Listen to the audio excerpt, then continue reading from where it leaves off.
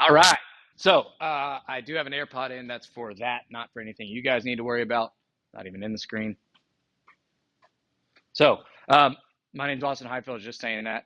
Been doing this since 2011. I was with another brokerage until 2019, and then I moved to Keller Williams Richmond West, where I served on the ALC. I was a managing broker, and I had a quite large team. We got all the way up to about 12 people, and then downsized to 5, and then downsized to yours truly. So I'm starting kind of everything over again, getting back on model. I'm a very firm believer in the Red Book, which is the MREA Millionaire Real Estate Agent book. You will hear me refer to that as the Red Book more often than not. That is what I'm referring to. And that's where I get almost anything and everything that I'm teaching you guys. It's also from past experience. I've sold over 300 houses and continue to do so. And a lot of that comes from what we're going to talk about today. So to get started, I've told some of you this already.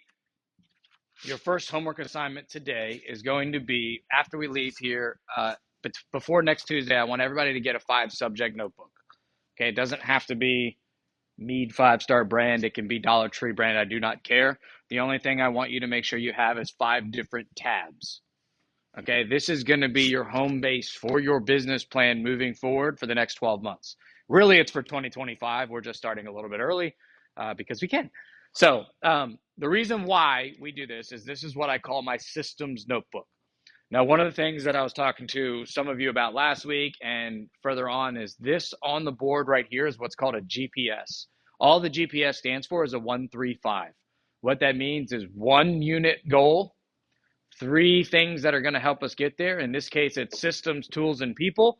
And we have 5 items under each of those 3. So we have 5 items under systems, we have 5 tools, and we have 5 people. Now, this one up here on the board, I know the computer is struggling to see it on the camera, so I will read each one out. We're going to focus on the systems today. That's what your notebook's going to be used for. So I'm going to talk about those in detail in a second. And then we also have tools and people. This is designed for a solo agent, regardless of production level. So it doesn't matter if you've sold 0 houses or 1,000 houses. If you are a solo agent, this is essentially, and really if you're a level 2 agent as well with 1 admin, this is your GPS for your business. Now we have 5 systems. Again, I'm going to go into these in detail, so I'm going to read them off real quick, and they're also on your agenda and up here. Your 5 systems for your business. You have a lead generation system, you have a seller system, you have a buyer system, you have a financial system, which is your budget, and you have a growth system. Now we're going to talk about growth a lot today, so that's kind of the one that's starred here. You have 5 tools, and really you can have more than 5. You can also have a few less than 5. I like to target that 3 to 5 range. I was saying earlier to Krista before people got here, if you can nail 3, that's better than doing 5, not so great. Okay, and it's really going to apply to lead generation strategies later, but we want to target these 5 tools. Now, your first one is Command. We're going to talk about that in detail today. That's your database, your CRM, your home base. We also have what's called a consumer app. You'll hear me refer to Keller Williams apps by one of 2 things. There's the white app and the red app. The white app is your consumer app. That's the one you share with people. That's how you search homes. If you have never seen that before, I will show you how to access it in a few minutes. The other one is the red app. That's your Command app. Command has an app that is on your phone. Now, transparency here. I don't use the red app that often. I use Command on my computer because I like to see things bigger and it's easier. I will use the Command app for notifications and that sort of thing. So for example, the consumer app, when you share it with a buyer, potential buyer, and they register on there, they automatically go into your Command. You'll get a notification on your app that says, John Smith registered on your site. Same thing with the website, which is also built out of Command. You do not need to go hire somebody to build a website. Keller Williams provides one for you, and albeit it's a little basic, it's better than most people are going to build. When you pay money to have a website built, a lot of the fee that you're paying for is what's called an IDX feed. What that means is it's connecting to the MLS so they can see houses. You don't need to pay for that because Command's already done it. So let's not reinvent the wheel. Let's take advantage of the Command website. I use it. I know a lot of teams in here that also use it that sell a lot of houses. The point is we want to be user-friendly and accessible. And so that's what that website's for. Same thing, if somebody registers on that website, it will go directly into your command, whereas other websites that you build third party may not do that. Now, you can also customize that domain. So if you go to EdenRVA.com, it forwards to EdenProperties.kw.com, which is our team's website, and it's right in our command. Number 4 under tools is collateral material. Now, that is your buyer presentation, your listing presentation, open house flyers, anything that you give out that spurs conversation and helps you convert conversations to appointments or contracts. It can be kind of an ongoing list here. We are going to spend some time in these group coaching sessions, not necessarily today, but in the future, in what I call workshop time, which is going to be building a buyer presentation, building a listing presentation, building open house flyers or this collateral material. Now, when I say build, another beauty of being at Keller Williams is we provide it for you. So building is not going to be building from scratch. It's going to be personalizing, adding your branding, your information, your name, so then you have one ready, willing, and able to use. And again, the point of it here is to spur the conversation. It's not to read from or memorize. And then the last one is target tool. Not as concerned with that one right now. I'm going to talk about some ideas that we can do when we get to lead generation strategies later. This is something that helps further your lead gen. So if you are one that does a lot of open houses, you want to have something that you give away or you provide at open houses. That's going to be your target tool. Does that make sense? Now, people, this is important here because I want you to notice that you have a lot of different resources that help you get to the goals you want to get to. The first one of any level team is yourself. As you start growing a team and you start hiring people, it becomes a different title there. So it may be CEO, listing agent, etc. But it's always you as number one. Number 2 is your productivity coach. That's me. So I'm here to help make sure you guys succeed and you pay it out of cost of sale. Now, I meant to start the class with this. One of the keys that Keller Williams offers with the in-house coaching is you only pay out of your sales.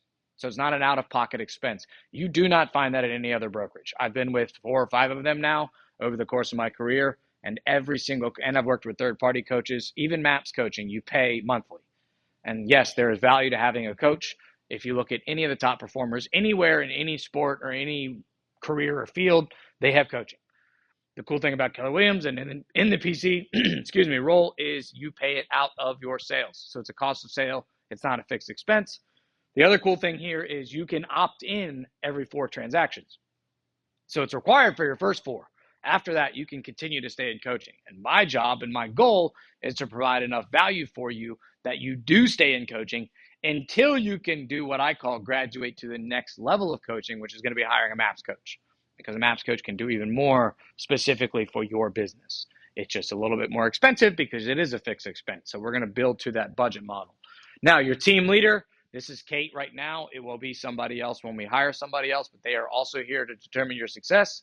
Accountability partner, we are all going to pair up with somebody in here. Now, we're not going to necessarily do this today because I hope to fill this room up with more PC agents, and I want you guys to pick who's going to be your accountability partner. They are there to help you and to make sure, and quite frankly, it should be somebody that's kind of running about even keel with you. So if you just got your license last week, you want to find somebody that's recently licensed. If you've been doing this a while and you're getting back into the swing of things, find somebody that's also facing similar challenges to you, and they're going to help you kind of stay even keel with what we're trying to do. It's not a requirement, but it will help succeed. And then number 5 is your broker or transaction coordinator. Now, do not worry about TC yet. That will come when revenue comes. However, that is kind of the 5th person here. Any questions on the kind of 1, 3, 5 here? All right, I'm going to leave this up because it will probably get brought up in the team meeting, and it's important to know. Now, today we're going to talk about the systems. Okay, so with this 5-subject notebook that I was referring to, each tab refers to a different system. So your first tab is your lead generation tab. Your second one is your seller. Your third one is your buyer. Your fourth one is your financial tab. And your 5th one is your growth tab. The idea with this notebook is it is just that. It is a journal or a notebook for you to make drafts in, for you to make changes in, for you to cross things out, for you to tweak things, and for you to review it with your coach. Once you have something finalized that you like and you enjoy and you can implement, it moves into what I call the final business plan, which can either be another notebook that you write final on the front, or it can be in an Excel form. Like mine is in an Excel sheet now. It didn't used to be an Excel sheet, but it is now. I know Krista and I were talking yesterday on her coaching call. She has a business plan that's in an Excel form, and it's going to slowly evolve and add more and more to it. That is perfectly fine. As a matter of fact, it's encouraged. So today we are going to focus on the growth and then start talking about the lead gen system. Now, the growth system, as your team grows, it is more of that. It is adding who you want to hire next, what type of candidate you're looking for, what their roles are going to be, etc. We're not there yet, and that's okay. We don't need to be there yet because we're going to lead with revenue. What I want you to look at growth as, and I talked to some of you last week about this, is any idea or creativity piece that comes to mind that you think could be a business driving factor. So if you come up with an idea that says like, I want to sponsor homecoming at my kid's school, or I want to give back to heroes, or I want to teach a first-time home buyer seminar, whatever these ideas may be, I want you to jot them down in the growth section. What we're basically doing is we're saying, I'm going to table that and I'm going to review it with my coach. This world and the entrepreneurial world that we live in, real estate, is very much that. There's a lot of creative minds in here. We are intentionally running our own businesses, and a lot of you came to real estate for that reason. I want freedom of schedule, freedom of controlling my own time, my own strategies, etc., and building my own business. There's a personal perspective in Keller Williams that is going from E to P, and what that means is going from entrepreneurial to purposeful. That's what we're going to do with that growth tab. Is any of these ideas that you have, I'm going to work with you to implement a strategy or a system that makes sure that happens. Saying I want to do open houses is great.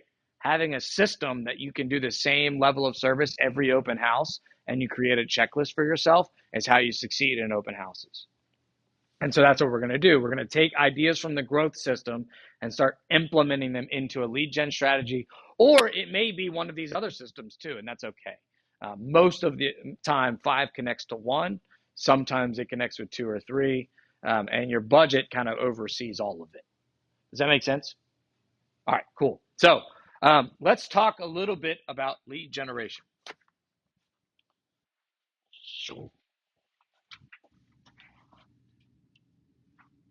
Actually, let me come back to that. So as we grow together and as we have more coaching meetings, one-on-ones, and group coaching, we're going to start talking a lot more in depth about scorecards.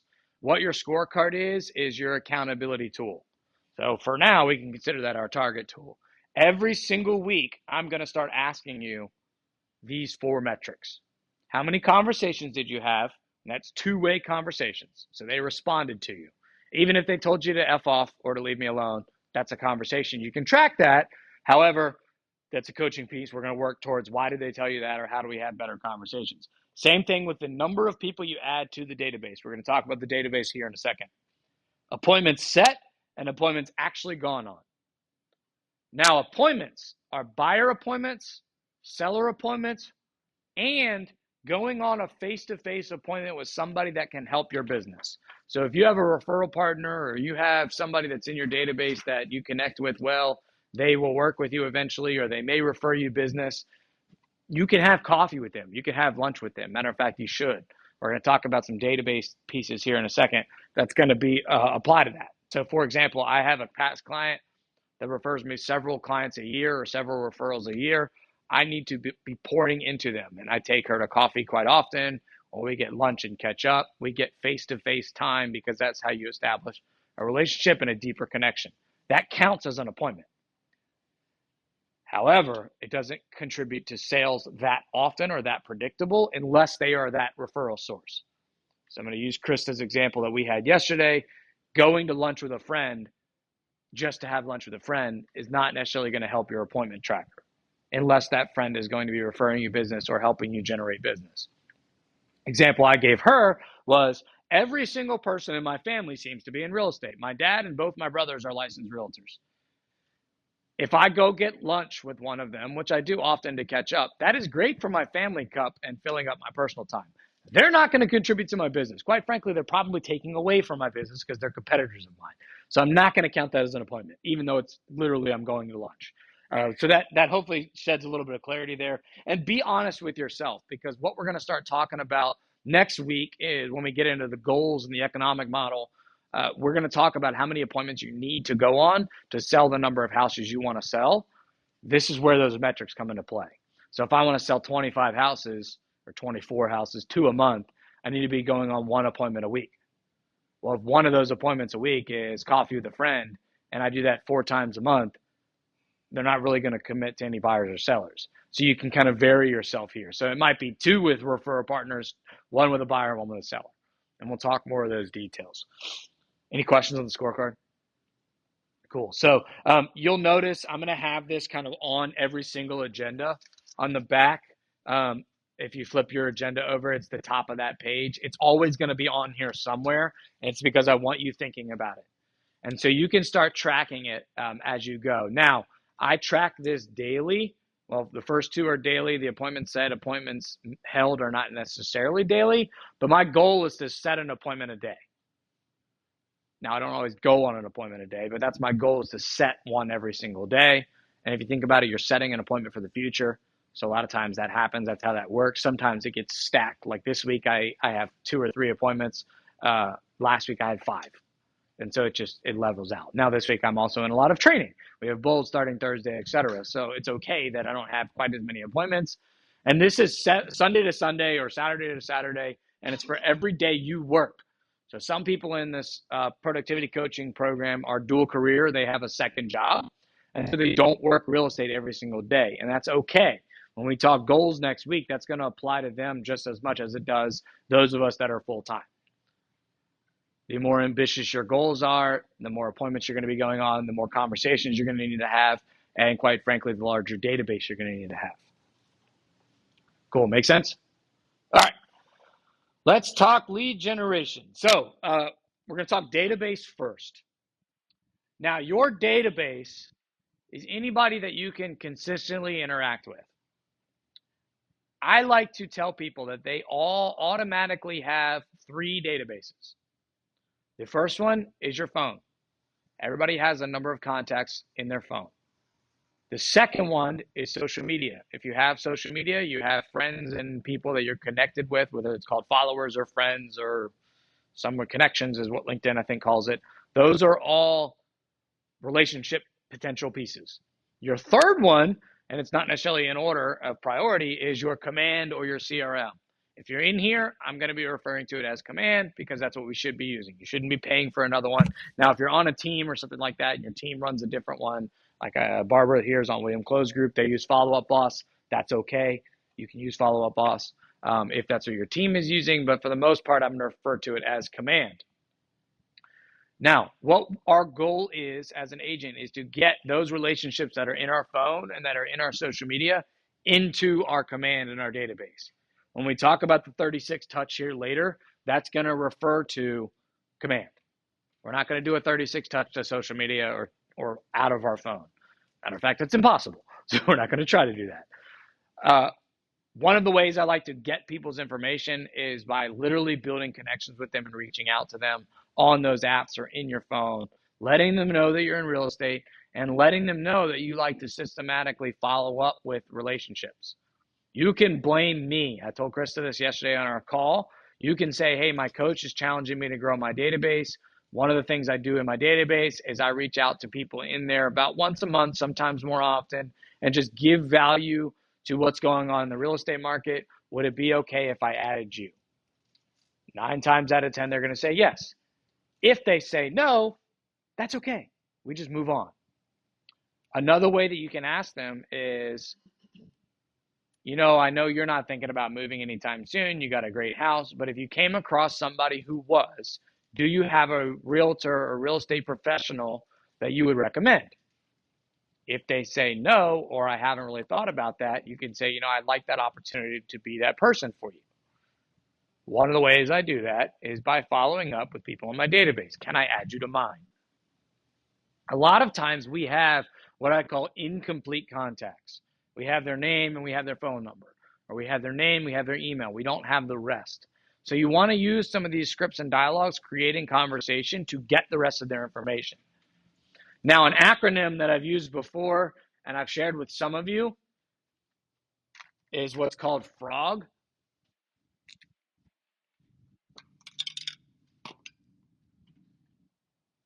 And this is something that we use as a way to kind of script our conversations with people.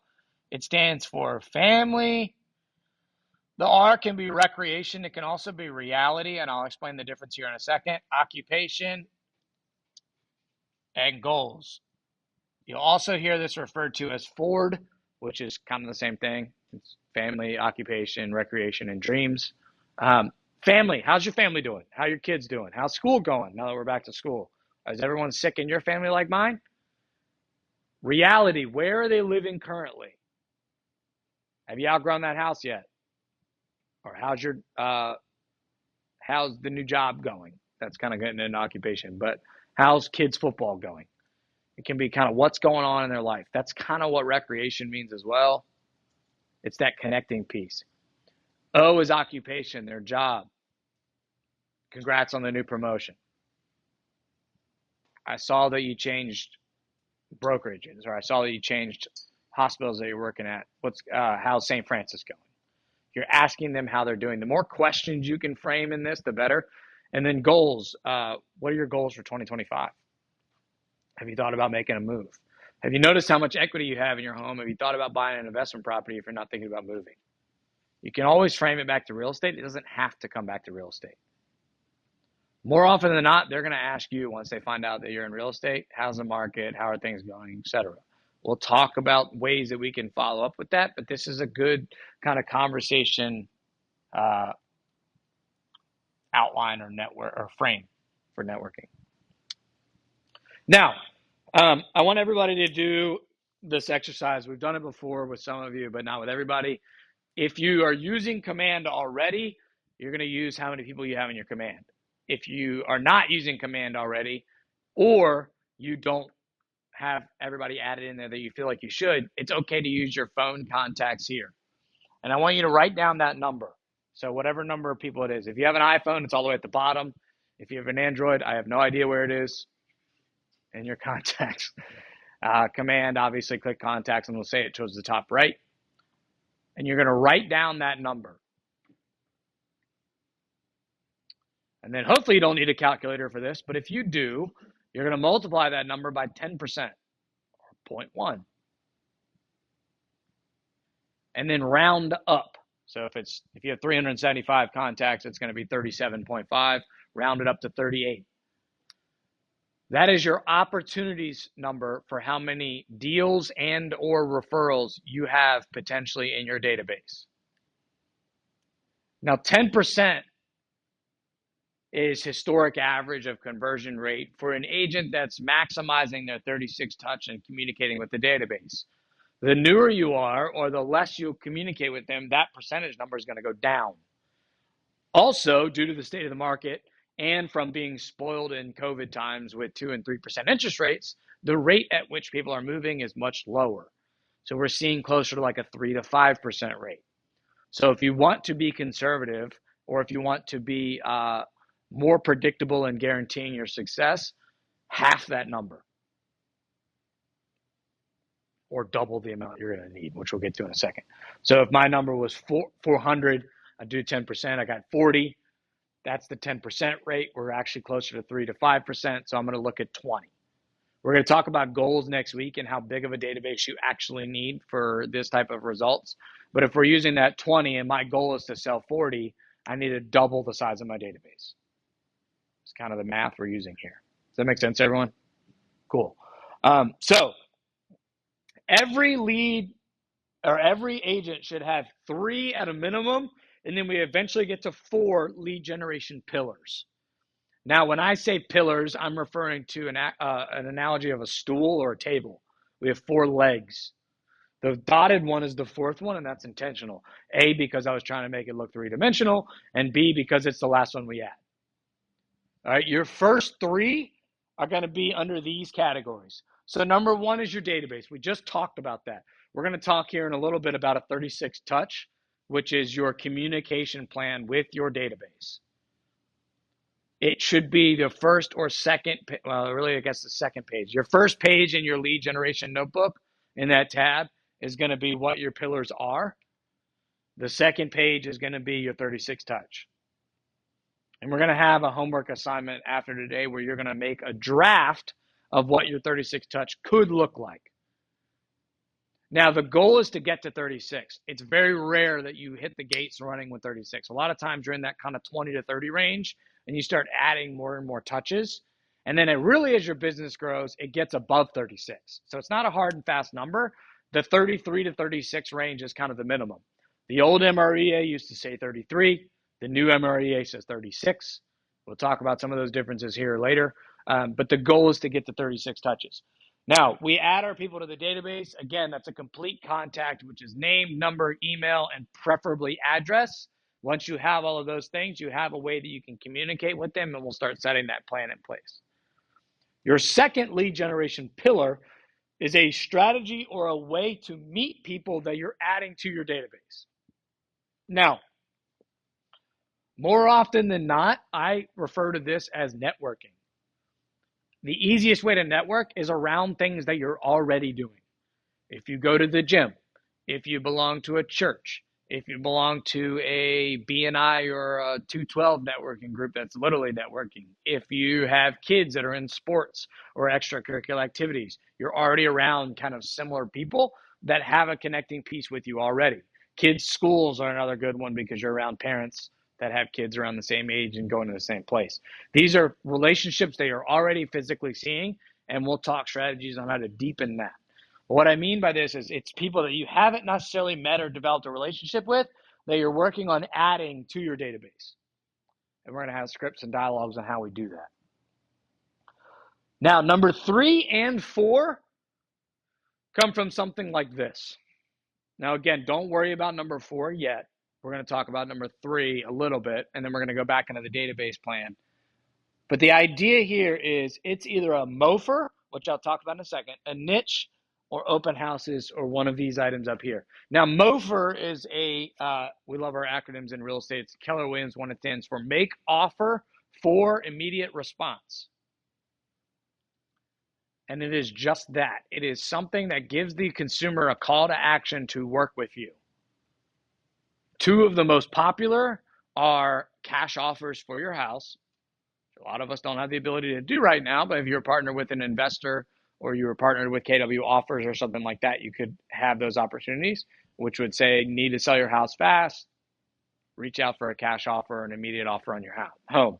Another make offer for immediate response, and this is one that I personally do, is a hero program where you give a little bit of your commission back if they qualify for a certain organization, whether it be military, teachers, nurses, doctors, firefighters, police, etc. And you get to get creative with that strategy. So if the hero program ends up being one of yours, write it down. We'll talk in one-on-one coaching or after this about what yours could or could not be, because I want you to protect your own profit. Mine's built and changed over the years.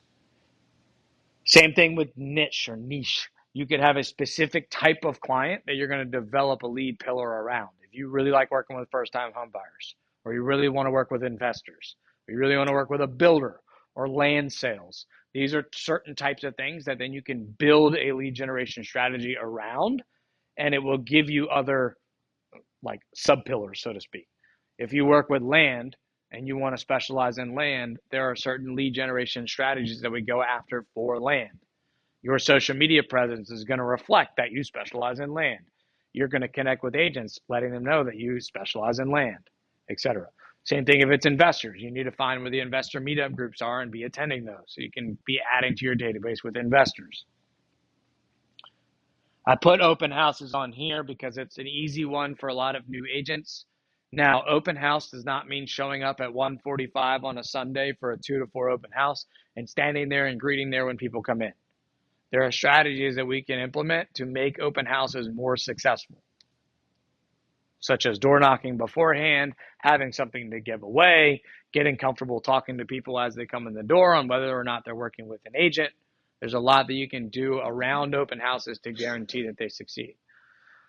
Now, I've put a couple more up here that I want you to just take a note of, and we're going to start talking about which ones you gravitate towards or like. You're fine. You're fine. Welcome to being here. Some of them include door knocking, networking, we just talked about, schools, getting involved with schools or PTAs or sponsoring events, hero program we talked about. Social media, this can be one that we need to take advantage of. However, it also needs to be strategically done. It's not just saying like, oh yeah, I get business from social media. Well, how? How do you get business? And you craft a specific plan. So for example, social media is my fourth pillar. I do the same thing. If you notice, if you follow me on social media, you'll see every Tuesday is a client review. Every Wednesday is a hero post. Every Thursday is a video. Every Monday, I'm showing something of value or giving back. And every Friday, I'm doing a video. I don't know why I went out of order, but I did. So Monday is giving, I call it Mindset Monday, but it's something inspirational or giving value.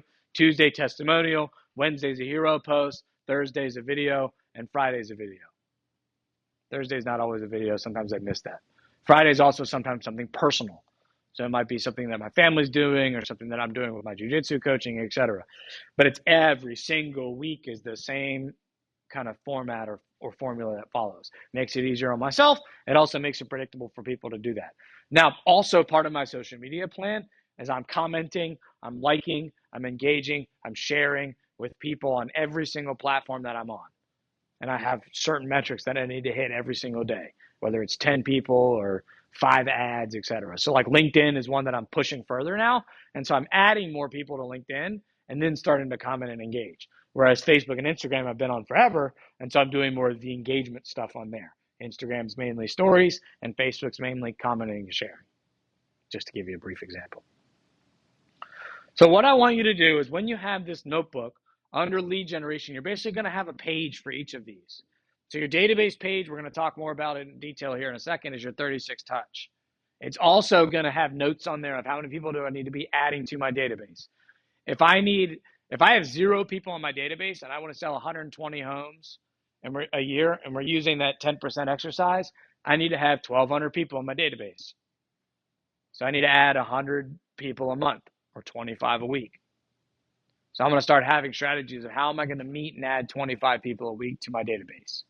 That's going to be on that lead generation tab or that 36 touch of how we're meeting them. You may have 2 or 3 pages for your database. That's fine. That's why we have a big notebook. Then you're going to do one for your number 2, which is how am I meeting those people? What am I doing strategy-wise? And the point of it being in a notebook is it's jotting down notes. It's ideas. It's not necessarily the specific checklist of how to. We'll craft that together in our coaching calls and in further group coaching sessions. Today is just setting up some of that template. Number 3 is going to be that MOFR or niche or specific strategy that you like from this list. It may be something that's not on this list. These are just a couple that I've done or currently do. Now, if you've noticed, I've put a $ next to farming. Farming costs money. So if you plan on farming, we need to make sure we have that in our budget. It's about $1 a house. And most farms that are going to be successful are in that $500 to $1,000 mark. So you can expect somewhere between $500 to $750 a month invested. And it takes anywhere from 6 to 9 months to get a response and another 9 to 12 months to get a sale. And so we want to have that budget set aside. And it's okay that you aren't in that position yet. But I want that to be aware because a lot of people come in here and say they want to farm.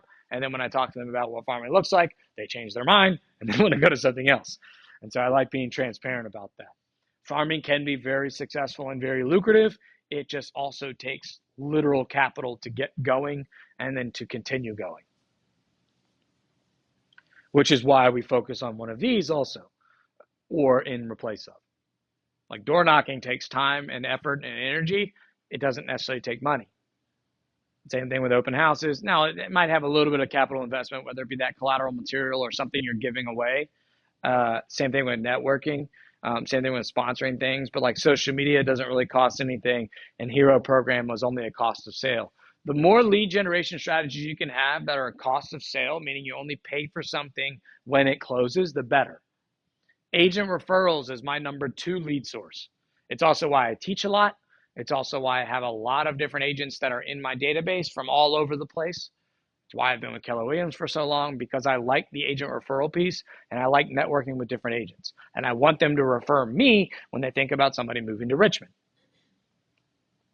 Now, I have an entire lead gen system around agent referrals. They get an agent newsletter every month. They get invited to trainings. They get videos from me. I wish them happy birthdays. They get postcards from me, etc. It's almost like its own 36 touch with just agents. It's not quite 36, but it's close. Questions on those lead gen strategies? Yeah, Hero Program. I think we talked about that in our call last week, but it's an idea. It's not necessarily a requirement, but it's a way that you can give back to people that qualify as those heroes. Now, I've also done personally, and I've shared with other and coached other agents on how to do something similar to a Hero Program. One that we did at a high level was an alumni program. So I'm going to use Mike as my example. Anybody that graduates from Virginia Tech gets $1,000 back on their closings, or they get 500 and you give 500 to the Hokie NIL fund, or whatever they call it. I've done it with any Virginia college before. Now it gets a little redundant there, and you want to make sure it's something that you can craft around lead generation strategies. But let's use that Hokie one for example. If Mike's going to do a Hokie alumni program where he gives a little bit back, now he can do watch parties for the football games, albeit it's probably going to be depressing because they're not very good this year. Well, and then, or happy hours around tech events or alumni get-togethers and that sort of thing. So you can really start building things around the similar network that you already have there. And then you're doing a social media post every single week about the Hokie alumni program that you're doing. And then you're doing follow up with the people in your database. You're tagging them that they went to Virginia Tech or that they have kids at Virginia Tech. They may qualify too if they're a Hokie parent instead of a Hokie alumni. And what do you do? What's the strategy around it? Give something back. You want to give them a call to action. Like, why are they going to work with you? If you have a like, similar, connected interest, how can they work with you? So my thing with Heroes is it's a way that I give back to our community because I'm passionate about that. So anybody that's military, police, firefighter, teachers count, nurse, EMS, doctors, healthcare workers, those type of things, they get a piece of my commission back to them when they buy or sell with me. Yep. Now the cool thing with this too is it goes directly on the closing disclosure. So it's not like you're writing them a check. I have an addendum that I get signed. They sign it, I sign it, and it goes directly out to them. You can also do it with so I was talking to Chris Spahn, who's one of our dual career agents. He's a teacher at a high school. We were talking extensively about the school side of the Hero program. One of the ideas that he had already, and we were kind of expanding upon this, is similar to the Hero program. He's going to take a little bit of his commission and give it back to the client, and a little bit of his commission and give it back to the school. And you can disclose both of those on the closing disclosure. So it's really easy to do. You just get an addendum signed and you send it to the title company and they'll do it. Does that make sense to everyone? All right, cool. So let's talk about a 36 touch. As soon as I figure out where my water is. Now, if you notice on your agenda, Rhonda, did you grab one when you walked in? I'll get you. Yeah, of course. At the bottom of the first page, it says touch plan, and it has 36 in parentheses. Now, if you're a high driver, a high D on the disc profile, you've probably already read ahead on this scorecard, and you've noticed that there's more than 36 touches listed there because these are ideas. There's also ranges here for that reason too. Whoops. Now, mine's a little bit more than a 36 touch because I've been doing this for a little while. But I do the first 3. Really, I do the first 4. I don't really do client events because I teach. So I teach to push my agent referral side of things, and I teach in other market centers as well, and I coach. So I don't necessarily do client events. That's a goal of mine in 2025, which will increase my total touch. Events can also be a little bit more of a capital investment. Don't have to be, but it usually is. I do more pop buys and note cards to offset the events. Also, the last couple of years, I've been doing 2 CMAs a year instead of just 1 because our market's been appreciating at about 10%. So if I send one in February and then I send one in November, their house has gone up. Whereas in traditional past, it's about once a year because your house has gone about 3 to 5%. So you don't necessarily need to be reminding them every time. Another way that you can look at a CMA is, have you seen what Zillow says your home is worth? I have my own thoughts. What do you think? And you create a conversation from that. Now we are going to work here. Yeah, we're going to do it today. I'm going to show you my newsletter so you can see kind of how simple it is. And then part of your homework is going to be how to start getting an idea of what a co-branded item of value is. I'm going to talk about that in a second. A lot of people come into real estate and they say, I don't want to make phone calls. I don't want to call people. I don't want to bother people. I don't like talking on the phone. Or you're the exact opposite, which is more how I am. When I call people, I get stuck talking to them for an hour. And so I have one phone call for an hour and I don't actually get any lead generation done. And so I have to be very strategic about my quarterly phone calls and make sure that A, I'm getting to everyone, and B, I'm not talking too long. That's what this is for. We want to keep it consistent. We want to have a plan when we're calling them to say, hey, how's your family? How's the new job going? When can we get together next? You're keeping it simple. Don't just call them and say, what's up? Because they're going to brain dump on you. You want to call them with a specific idea. If you miss them, leave them a voicemail with the same specific idea. Hey, I was just calling to check in on you and the kids. I know back to school started not too long ago. I was thinking about you. Give me a shout. Love to get together soon. Click. And they will call you back and they'll tell you how the kids are going, or they won't. Sometimes they'll text you and say, like, yeah, let's get coffee and catch up. I had that happen recently. And then when I caught up, the guy was like, I lost my job. I'm in therapy. My kids are sick. Blah, blah, blah. I'm like, I wish we didn't get together. You're dumping too much on me. But no, it gave me a reason to follow up with them more because I was like, hey, I have been a little bit out of touch with these folks. I've been dropping them stuff in the mail and sending them emails and sending them texts calling in. But this needed to happen face to face where we could really find out what's going on. I also found out what type of work he wants to do, and now I'm keeping an eye out for him. And anytime I see an Indeed ad or somebody hiring that I know in the field that he wants, I can send a follow-up touch. Now, so we got 4 quarterly calls. I've talked about this in other trainings, so some of you have heard this already. We have a thing in Keller Williams that started out of Bold called DTD2. It stands for Do the Database Twice or Two. What that is referring to is it gives certain letters each week that we follow up with, and it eliminates call bias. So you're not going to pull up your database and go, I want to call John because I like talking to John, and he's always got positive things to say. I'm going to call John, and then I'm going to tell my coach Austin that I had a conversation today. Yeah, but you talked to John yesterday, and you talked to John last week. And John is retired and never moving. So stop talking to John. We can follow up with John when you want to. DTD2 is going to give you last names that you follow up with. Now, those of you that are going to be taking Bold, we'll talk about this more in Bold. Those of you that are not able to take Bold or haven't heard this already, see me after class and I'll give you a sheet because I got them downstairs. And you literally pull it up. So this week is week 2. It's 4 quarters. So it goes through 13 weeks and then it starts over, and then 13 weeks and then it starts over. And it does that 4 times to match 4 quarterly phone calls. So this week is week 2, and everybody with last name B and the last name that starts with E is getting called this week or texted. And if I don't want to call them and I get to Friday of this week and I haven't called them, they shouldn't be in my database because it means I'm avoiding calling them. And anybody in your database, you need to feel comfortable reaching out to. Now, some folks that I have in my database only want to be texted. And that is wonderful to me because I only want to text them too. And so that qualifies if they're going to text me back and have a conversation. Now, if I look back in the last year and a half, has been me text, me text, me text, me text, and they're not responding. A, I got to make sure I got the right phone number, but B, maybe they shouldn't be in my database. And so we'll start talking about that here in a second too. Birthdays, home anniversaries, holidays, so wishing them Christmas or Happy Hanukkah or Happy Thanksgiving or St. Patrick's Day, etc. Those are ways that you can follow up with people. Father's Day, Mother's Day, those are really good. And you can send them a handwritten note. It's a small investment of your time and money. Stamps are getting expensive, but they're not too bad. A life hack that I have for this, because I do a lot of handwritten notes, go to the dollar store, not the one in Mechanicsville, because I clear them out once a month. But anyone else, go to a Dollar Tree, and you can buy 4 to 6 note cards for $1.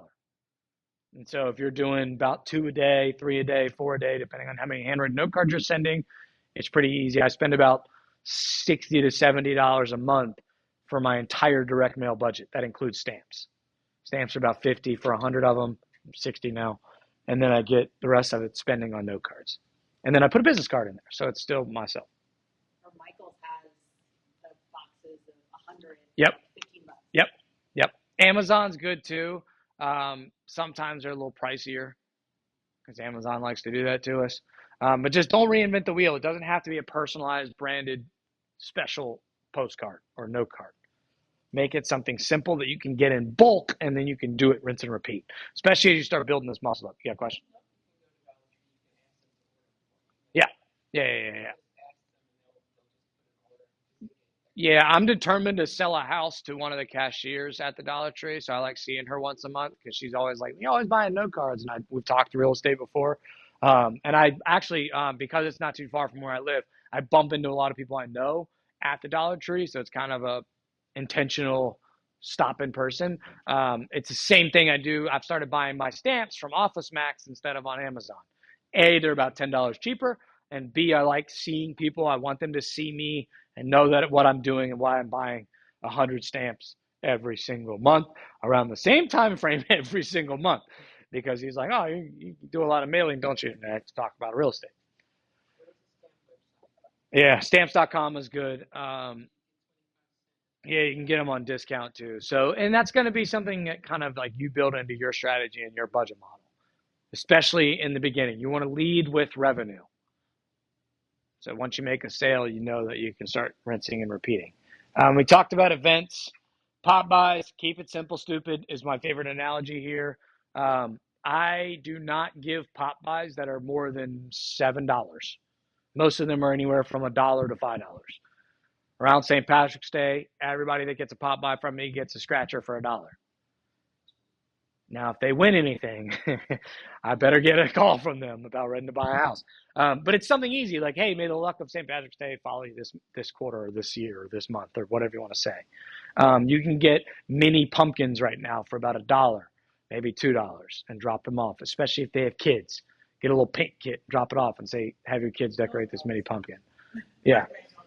My kids just did it. I got home yesterday. They had 3 or 4 mini pumpkins painted, and they had a blast doing it. Now, they were also covered in paint, so don't shoot the messenger. But they do some of that type of stuff too. Get creative, but also make it easy. Now, I will say there's one pop buy I do every single year that's a little bit more expensive, and that is I give Ukrop's pies out around Thanksgiving time frame. I think every realtor in Richmond does it now, but I've been doing it since 2012. Now, when I do it, I also build in other touches for the more expensive pop buys, and people have to RSVP for those. So what I do is I actually send out an email, a phone call, and a text. It's going to start here in a couple weeks where I start saying, hey, we're doing pies again this year. What flavor do you want? Chocolate, pecan, or pumpkin? And they have to reply back to me and say, oh, I love a pumpkin pie. Great. Their RSVP is one. And then I actually do what's called a reverse pop by, where I'll put on like a little mini event. And a lot of times it's just me sitting up here or sitting downstairs in the office with all the pies saying, hey, stop by the office from this time to this time to pick up your pie. And then I get to see them and have a conversation with them face to face. Those that don't come by, I'll then go pop by and drop them off. And if they are working in an office, I try to intentionally drop by their office and say, this pie is for Susan. Don't eat it before she sees it. And I joke with the person at the front desk.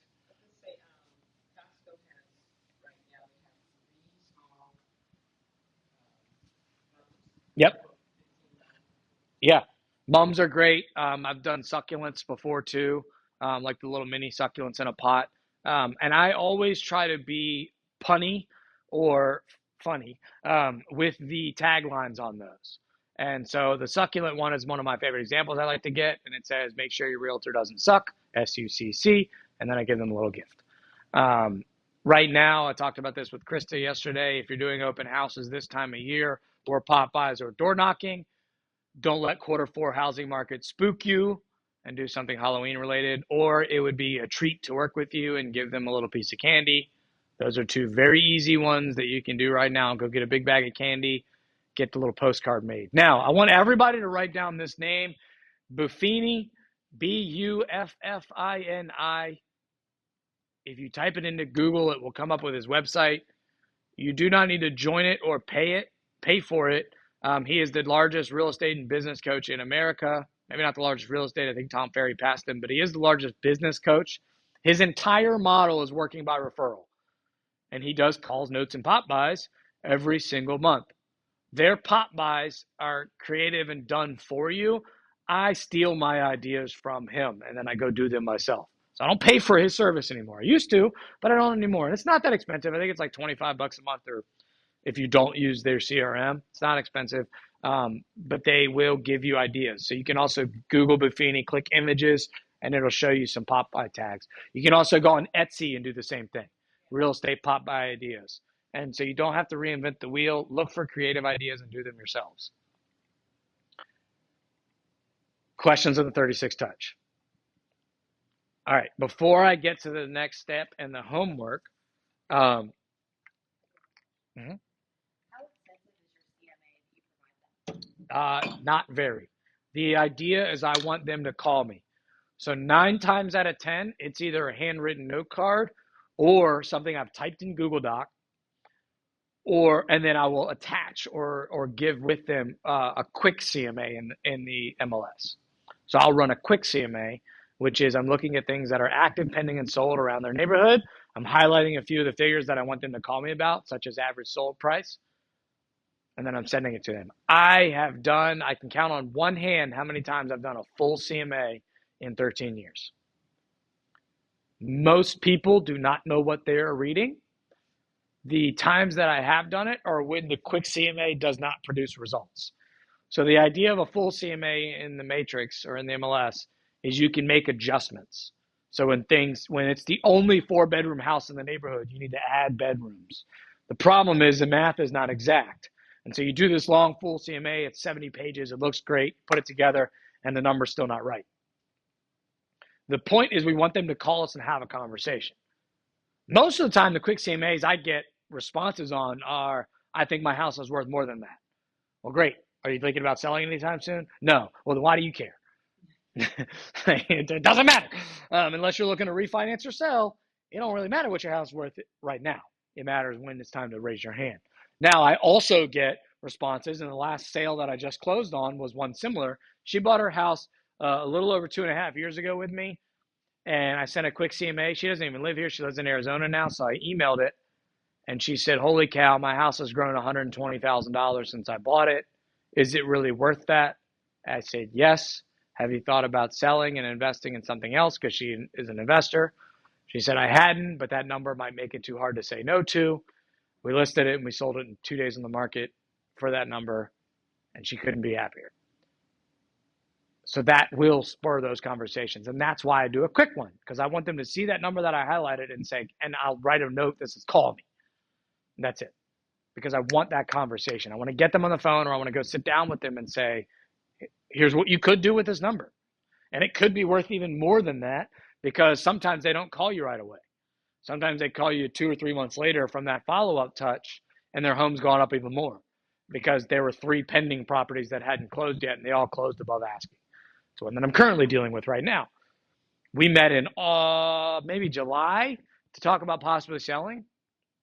It's now October, and the list price that we were going to list their house at has gone up $15,000, and what it will probably sell for has gone up $25,000. And it's been 2 months, and they haven't touched it. So they're laughing at me saying, told you we should wait. And I'm like, yeah, well, the house you're buying is doing the exact same thing. So it's not necessarily, you're not necessarily coming out ahead. You're just fighting the uphill battle. All right. Before I get to the homework, I promised Krista we would talk about this today. And so we're going to, does everyone have kind of what they need notes-wise off of this before I erase it? Cool. So this is a little bit forward thinking, meaning once you start putting people into your command, this is going to apply more to you. However, if you haven't put anybody in command yet, it's easiest to do this when you add them. If you have already put them in there, I'm sorry, you got to go back and start doing this. Knocking everything off. All right. We're going to talk for a brief moment about how to qualify your database.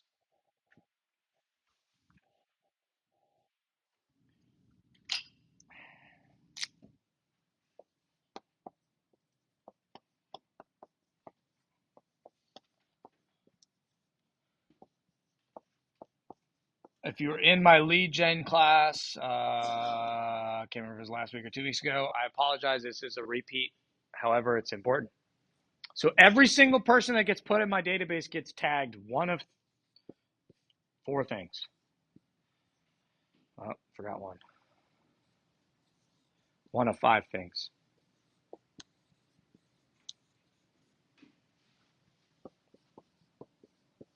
Now, in command, there's literally what's called tags.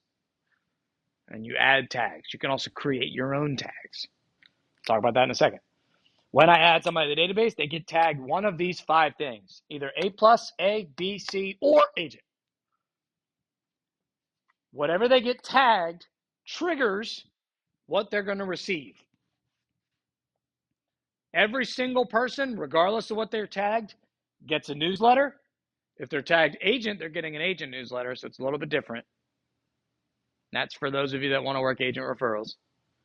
If you aren't going to work agent referrals, don't even worry about this right now. We're just going to focus on this part anyways. So every single person gets a newsletter. Also, every single person gets a co-branded item of value. And every single person gets a phone call. So every single person in my database is getting touched 28 times. Really, it's like 32 because they're also going to get something from me on their birthday if I have their birthday, and something from me on their home anniversary if I have their home anniversary. I'll talk about that here in a second. Also, if I have their address, they'll probably get a CMA. So you can see kind of where I get to close to 36. However, what I really want us to focus on is this one, and kind of this one. Now, an A+ is 2 or more deals a year. Now, deals does not necessarily mean them personally, although it could. They could buy and sell. That's 2 deals. They could buy and then refer you somebody. They could sell and then refer you somebody. They could sell and then rent and then refer you somebody. They could refer you 2 people. 2 or more deals a year means they're an A+. These are the people I'm taking to coffee. I'm taking to lunch. I'm doing every single touch I possibly can. These are the people that are getting the pop buys. These are the people that are getting invited to events. This is also how you keep your budget within reason, because we're not going to be doing pop buys to B's and C's. You'll be doing too many pop buys as your database grows. Now, A's are 1 or more a year.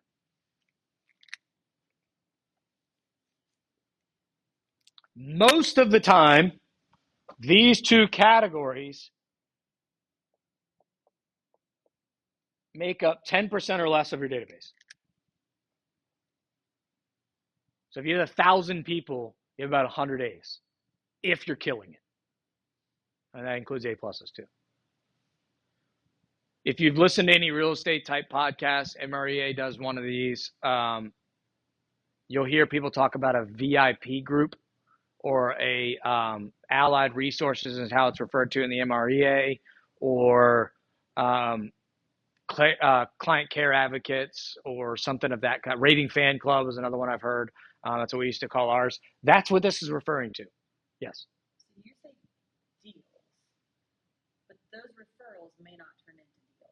Correct. So it's any referral. Any referral. That's a good specification there. So it's a referral, because if you don't close the referral, that may be something you did, or it may be something the referral did. I got a referral from a guy recently that was considering moving here or Maryland, and then he took a job that was in Maryland. So the referral ended up not moving here and didn't pan out. However, the guy that referred him to me is still getting treated as an A. It's a very good clarification point. Thank you, Krista. Now, again, 10% of your database, you got 200 people in there. It's only about 20 people that are getting loved on, and that's okay.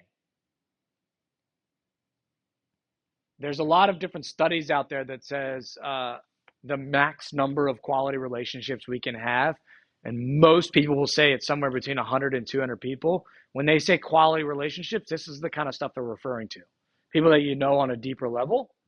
That doesn't mean we keep our database around 100 to 200 people. That means our A's and our A pluses are around that. I've been coached in the past to limit it at 100, and I'm not at 100. I have a little bit less than 100. When I get to 100, it's fresh water in, fresh water out. Somebody that sells and buys with me this year may never send me a referral for the next 5 or 7 years. They're not an A or an A plus. Even though they were an A plus this year, they just know, like, and trust me as their agent. Maybe they can't refer. I have a insurance guy that uses me as his personal agent, but because of his nature of his business, he can't refer me business. He works with too many other agents, but he uses me. Same thing with a financial advisor. He uses me as his personal agent. So when he moves every 5 to 7 years, he calls me, and that's a sell and a buy. But he's a B in my database because I know he can't send me business. It's kind of a conflict of interest. So there will be some of those, but I need to replace that with somebody else if they come out of my A or A plus category. So when you talk about a VIP group or raving fan club, this is kind of what you're getting to. Now, there is an entire touch plan that you can develop around just VIPs or raving fan clubs. It's this type of stuff. Your events, your pop buys, your face-to-faces, giving them actual cards or a video wishing them a personalized happy birthday. It's something a little bit leveled up than a Facebook post saying happy birthday or a text. Even a phone call on their birthday is a little bit level up. Same thing with this CMA thing. It might be they get the CMA and then they get a call to follow up on it rather than me just sending something in the mail. Now, Bs, I call they're up or down, meaning they could move into A's with this 36 touch plan, or they may just stay Bs, or they may move to C's. This is where the money is made, albeit it's also the A pluses. But the more Bs that you can convert to Allied Resources or raving fans, the bigger your business will grow and the quicker and more rewarding it will be. Because these are the people we like interacting with. We go to coffee with them or lunch with them for a reason. You will also have some Bs that, for whatever reason, hire another agent. So then they fall out of your database. Or they never move again. And so they just kind of stay a B. Or they just don't refer you really, but they stay a B. Bs, again, they're getting newsletter, they're getting a co-branded item of value, they're getting quarterly phone calls, they're getting a CMA if you have their home address, and they're probably getting at least 2 note cards a year, sometimes more. They're probably not getting pop buys, and they might get invited to the client event depending on the client event. If you're doing like an ice cream social, don't invite them. It's going to be too expensive. You can't have that many people. Versus if you're doing like a free webinar or a seminar or virtual home buying seminar, you can invite anybody you want to that because you're going to be standing up here talking and anybody can access it virtually. So they may get invited. And then C's are people that are in your database that you haven't necessarily established a relationship with or you're trying to. So anybody from this not met category, you meet somebody at an open house and you get their information, they tell you they're not working with the realtor, so you put them in your database and you put them on a touch plan. They're a C. Now, the new MREA has 2 different touch plans.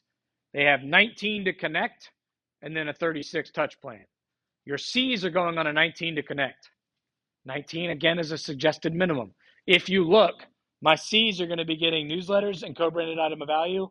They might get a quarterly phone call. They might not, depending on what they came from. So they're getting about 24 touches, maybe 28. That's that 19 to connect. They're not getting this stuff yet because I haven't connected with them. Once I build a relationship, they add or they earn this 36 touch. The old MREA was what's called an 8x8, which is 8 touches over the course of 8 weeks to get that connection. That really applies to like a farm. When you're starting a farm, you want to oversaturate it. So you're going to do 8 touches, 8 weeks in a row. You're going to mail something, you're going to call them, you're going to email them, you're going to door knock. You're going to mail something, you're going to call them, you're going to email them, you're going to door knock. That's 4 touches times 2, which is 8. Then you're either going to connect with them and put them into the 36 touch plan, or you're not going to connect with them and you're going to put them on the 12 direct, which is 1 thing a month, which might be just your newsletter. If you notice, 8 plus 12 is 20. It's about the same thing as a 19 to connect. So the data has changed a little bit over the years. The concept still remains the same. So your C's here are getting somewhere between, I like to say, 15 to 25 touches a year. And It's all the free stuff. So it's emails, calls, and texts. Now, notice I didn't put a D up here. D stands for delete or don't put in the database. So if somebody is a C and then you see their house on the market with another agent, they're gone out of my database. I'm not going to continue to spend my time, energy, and effort to them. If you get an unsubscribe from your emails that are going out to them, they're still going to get my other touches if they're an A or a B. If they're a C and they unsubscribe, they're probably coming out of my database because they're already saying no to these two things. So if I'm just calling them 4 times a year, it kind of depends on when we connected. If I met them at an open house and they unsubscribed from the email and they haven't returned my first few follow-ups from the open house, I'm probably deleting them. If they're a financial advisor that's trying to get my business and then they unsubscribe from my emails, maybe I'll reach out to them and try to set up another call to see why they unsubscribed or how we can connect further. I have a past client of mine that bought a house with me, then referred 3 deals in the course of like 8 months to me, and I closed all of them. One of them has sold and bought with me since then. She just unsubscribed from my emails last week. She's still getting my calls. She's still getting my note cards. She's still getting my birthday things. She's still getting all this stuff. For whatever reason, she didn't want my emails, but I'm still going to hound her because she has sent me a lot of referrals. Maybe she just didn't want the email. Now, if she texts me and says, like, hey, Austin, we're going with another agent, or if I see her house listed with somebody else, she's going to slowly start falling down that list. These are moving tags, and that's okay. Now, hopefully, people that become A's and A pluses never really move. They stay A's and A pluses, especially if you're treating them right. But they might not stay there. Does that make sense? Cool. All right. Questions, thoughts, comments, concerns on this? Sweet. All right. Say that again. Bees usually get the 36 touch. They may be closer to like 30 to 34 because they're going to get 28 right here. 12, 24, 28. If I have their birthday, 29, they just might get a text or a call or a Facebook post instead of a video or a note card. If I have their home anniversary, that's 30. Same thing. They might get a call, text, or that's it, call or text instead of a note card. You can also use wedding anniversaries here. I meant to put that up there and I didn't. Like I have B's in my database right now. They're past clients. They bought one house with me. They'd never sent me referrals. It was their wedding anniversary yesterday. They got a nice text from me saying happy wedding anniversary. I'm just not going to send them a nice card because they haven't done anything for me yet, but they will. Same thing with CMA. Now we're at 31. And then maybe they get invited to 1 or 2 events. That's 32, 33. Or maybe you just do these. So you do a holiday card, 2 touches here, and then wedding anniversary. Now you're at 32. You do the CMA, you're at 33. We're getting as close to that 36 as possible. Now, as your database grows, you will be above 36. Yes. Yes, you should have. So the MREA refers to them as Mets and not Mets or haven't Mets. If you've met them, you have a relationship with them. They know, like, and trust you from something. Now, if I've met them once at one kid event, or that's probably still kind of that haven't met category, versus if I've had a couple conversations with them, they know I'm in real estate, or they know some things I like, they're the Met category. The Met category gets 36 touch. The not Met gets the 19, or the 8 and the 12. The published MREA book, the red book, regardless if you have the leadership edition or the old school edition, the regular edition, the bound book, is going to have the 8x8, the 12 direct, and and they call it a 33 touch.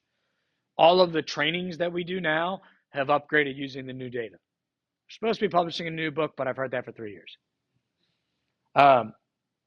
So if you see 33 touch in anything, it's the same thing. It's just they're getting to 36. Same thing if you see 8x8 and 12 direct, it's the same thing as 19 to connect. Now, what I was saying too is as you grow your database and as you get more business, this will expand. So for example, if you're doing client events, you're probably going to call, text, email invites to that client event. That's 3 touches for one client event. If they come to the client event, that's a 4th touch. Then you get to thank them for coming to the client event. That's a 5th touch. All around one event, you've done 5 touches. That's why client events are powerful. You can also do a touch for sorry to miss you. You didn't make this the last event. Here's when the next one's coming up. So you can start building in more of these touches. And the whole point is you're doing it around an item of value or an event, which is, hey, come hang out with us, come get whatever we're giving away, and whether it's ice cream, etc. Come to the Richmond Flying Squirrels baseball game, tickets on me. Come to the tech happy hour and watch the game. I'll buy you your first drink, whatever it may be. You're giving them something. It's not necessarily to talk real estate. Giveaways are another thing that people do kind of in lieu of an item of, or in lieu of an event or a pop by. You can do a raffle or a giveaway. One of my favorite ones I use is called a call me campaign. I'm getting ready to do one with Jackson downstairs and Philip, my insurance guy, which is you call us on this certain date, you get entered to win what we're giving away. If you leave me a client review, you get 2 entries. And if you send us a referral, you get 3 entries. And then we have a whole touch campaign organized around that. We haven't decided yet. We're probably giving away a couple nights at the Gaylord for their Christmas thing. Yeah. Or Christmas Town at Busch Gardens tickets. We haven't really decided yet. We were originally going to do a night at Great Wolf Lodge, and they were not really going to work with us. So we said, fine, forget you. We're doing something else. They wanted us to pre-book the dates, and we didn't want to do that. We want the winner to be able to book their dates. That's why I don't think it's going to work with them. That was one of our ideas. Philip, my insurance guy, was supposed to be calling somebody. Yeah. I used to go there for a convention with my other brokerage, and that place is sweet. So we're probably going to do Christmas Town because it's available. And that's an easy way to do it too, is do it around a holiday or something like that. I've given away Yeti coolers. I've given away solo stoves. We've done Bluetooth speakers. We've done gift cards. So there's a lot of different stuff you can give away. And it doesn't have to be necessarily expensive. And good segue here is partner with somebody, a vendor. So your action items.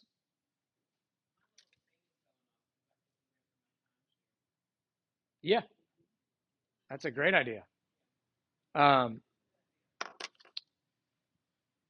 And this would still apply what I'm going to say next. So first 3 action items, and then we're going to talk about number 4.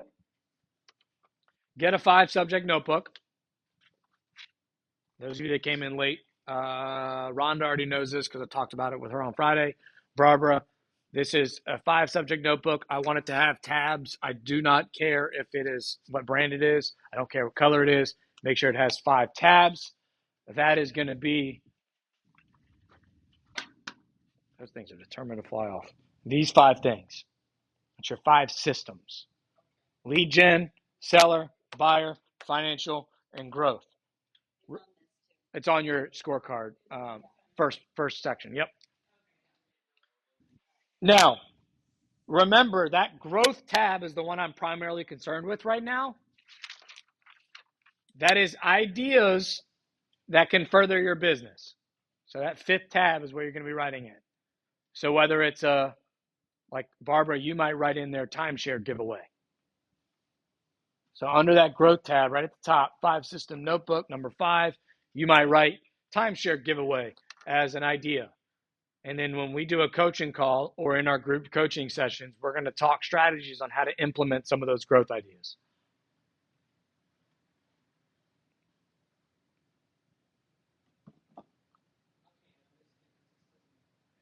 We don't have the tools. This is just this section. The rest of the stuff is going to come in other group coaching sessions. This is where I got those from. It's called a 135 or a GPS. So, homework. Get the notebook. Make your tabs. And if you start coming up with ideas, write them in the growth section. Number 2, I want you to start thinking about what your 36 touch could look like. And that's going to go in your lead gen tab. Now, on this agenda, I gave you quite a bit of ideas. We also talked about a few other ones.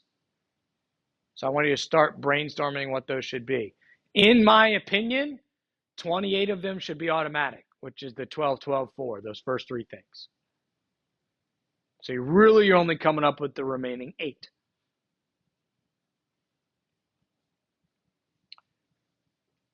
Number 3, I want you to start keeping track of your scorecard. That's the top of the back of your agenda here. How many conversations you're having. Again, that's two-way street. They have to reply. How many people you're adding to your database. The appointments you're setting and the appointments you're going on every single week. I'm going to bring that up next coaching next week, and I'm going to say, how many of you did a scorecard this week? And somebody tell me what it looked like. After a couple of these group coaching calls, I'm going to have people turning them in, and we're going to do some group accountability. Now, I'm going to also do it. So there will be a time, because I'm not perfect, where I'm going to stand up here and go, oops, I didn't do it. And then I'm going to get fussed at by you guys, and then I'm going to get fussed at by my coach. And my coach likes to say, if those didn't happen, and if I didn't hit my appointment goal, I didn't work. And no matter how much I try to argue with her, she says I didn't work, because that's how we make sales happen, is conversations, adding to the database, and going on appointments. Even if I tell her, well, I had the leadership call, and I met with our team leader on Monday, and then I did group coaching, and then I went to the sales meeting on Tuesday, and then I had a productivity coaching meeting on Wednesday, and then I was in Bold on Thursday, so I didn't get to all my appointments. She's going to say, sounds like you didn't work this week. And I'm going to go, didn't you hear everything I just told you? And she's like, that's just training. That's a piece of the pie. So I really want you to focus on scorecards. And then number 4. Now, this might not happen between now and next Tuesday, but I want you to at least make an attempt to set an appointment with a vendor that you would work with. Now, I gave you some examples here. I made this agenda before last Tuesday's meeting, so Atlantic Coast Mortgage can also be on here, which is Harmony and can't remember the other guy's name. Nate, that sounds right. But Atlantic Coast is our new mortgage partner that's in office. They're right across from Jackson, so it should be one of those two. I want you to stop in their office or send them a text or an email. Now, Jackson will be here today sharing at the team meeting, so it'll be very easy to do it with him. If you don't want to do it with him, do it with Harmony. I've heard great things. Do it with both if you want to meet with both. But the point here is you want to say, hey, can I get coffee? Or can we set aside time to chat in the office about my business goals, your business goals, and how we can help each other? If you do it with Jackson, I promise you he will help lead the conversation, because this is how he earned my business. And he is my number 1 lender now. And that is pretty impressive, because I've been doing this for a long time and I've worked with a lot of lenders. But he is fantastic. And I will say that again when he is in here to hear me say that. Christine is also great, in-house title. Philip Watkins is my preferred insurance person. I promised him I would do this. He is with Goosehead. The Flock Agency is their team. Now, one of the things I like about Goosehead is they have over 60 different carriers, so they will shop for your client. It is a little bit different than if you call somebody with Farmers or State Farm or Progressive or Geico, et cetera. They're working with their carrier. Goosehead shops it. They are a broker, not a carrier. So it's a little bit different. Now, we have a joint venture, an in-house partnership with Patriot Insurance. I could not tell you how to get in touch with them because I've never met them, seen them, or heard of them in 6 months, but I am obligated to share that with you. Yeah. I think they're Northern Virginia. I don't think they staff a team down here. Yeah, so I've called and asked about partnering with them, and they don't do anything with them. cool. So don't use Patriot. And if anybody ever complains or fusses with you, send them to me. Philip is great. He's been trying to get in our market center for a little while. I'm going to get him in touch with Kate to do that. because he is very forthcoming about ways that he can help your business grow. Him and Jackson are putting on an event called Amplify tomorrow.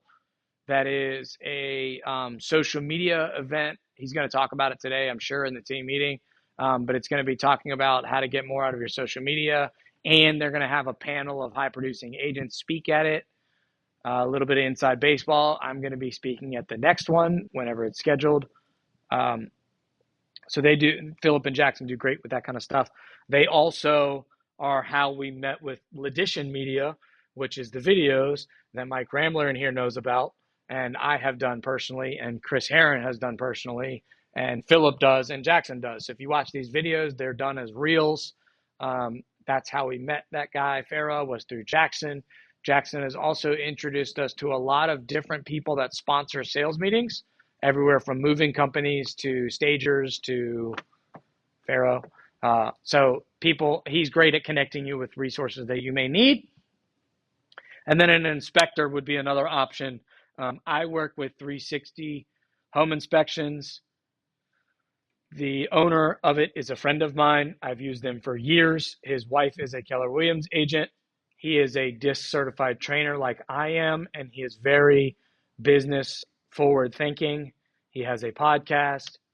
He will help you grow your business. They are great to sponsor stuff. They used to have things in the back over there. I don't see them anymore. If you Google 360 Home Inspections, you will find them.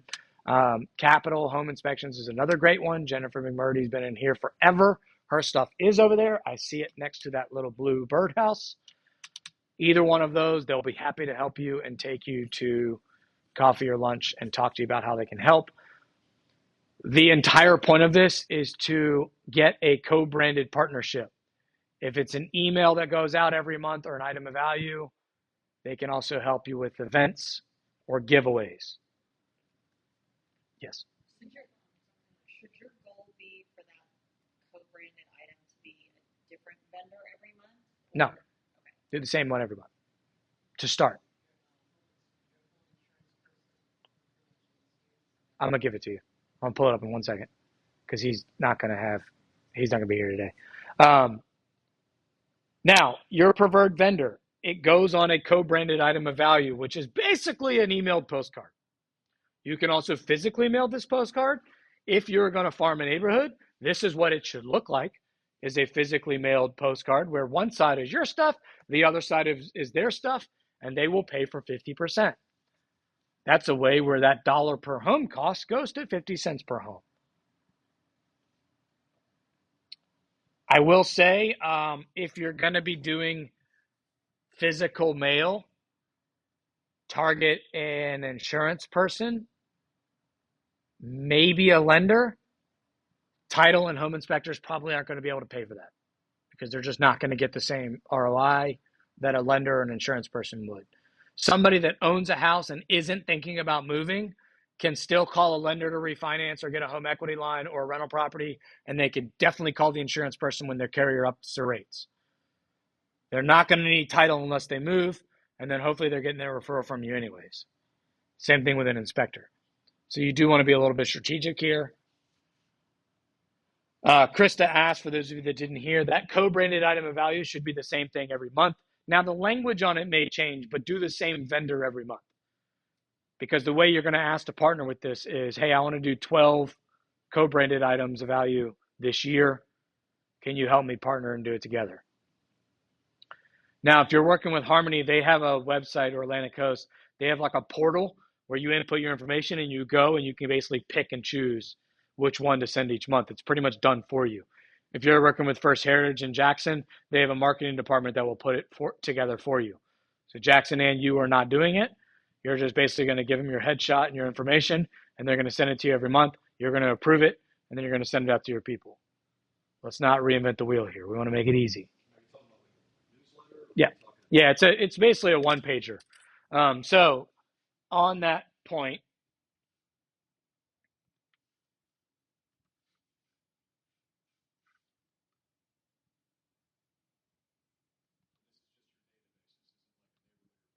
correct.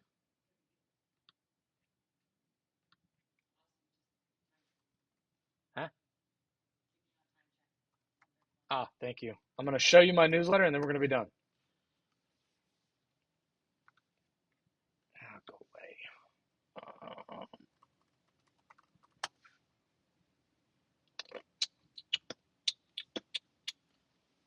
So this is what goes out to my database every single month. This is my newsletter. This is the first page. This is the second page. Now, again, I like to keep things simple. This changes every month. It's just a different picture of something I've sold. This body changes. This stays the same.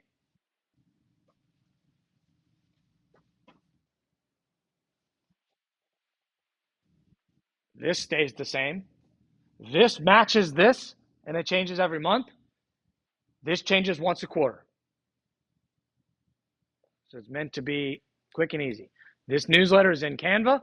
It takes me about 5 minutes to change it or update it every month. And then I send it out the first Tuesday of every month. Don't tell Kate. I send it from when I'm sitting right there in the sales meeting to make sure it happens. Now, I also, let's see if I have it on here. I don't. I can find it this way.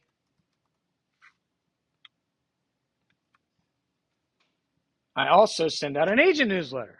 So all the people that are tagged agent in my database get this. This is a one-pager. This is what I would send out as a co-branded item of value, is something like this. That's half my stuff, half their stuff. So it's just one page. You don't need to make it super complicated. Make it in Canva. It's easy to rinse and repeat. Now on this, the picture on the top changes. All of this stays the same. This changes. This stays the same. So it literally takes me 2 minutes to change it.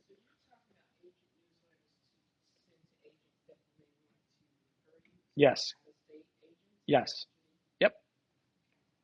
Now, the way I meet them is when I teach in other market centers or at Family Reunion or at Mega Camp or on my LinkedIn and social media accounts. I also get referred a lot of different agents because I have connections elsewhere. And when I send them a referral, I say, cool, who do you know that I should know that you send referrals to also?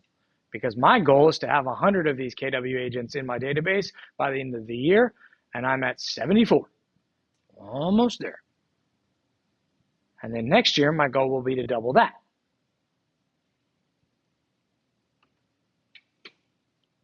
Questions, thoughts, comments, concerns? Pretty good, only going 5 minutes over. Okay. Cool. We're all done for today. I paused my recording, even though my screen went black. We have a break until 11 for the sales meeting. So if you guys think of anything or need anything,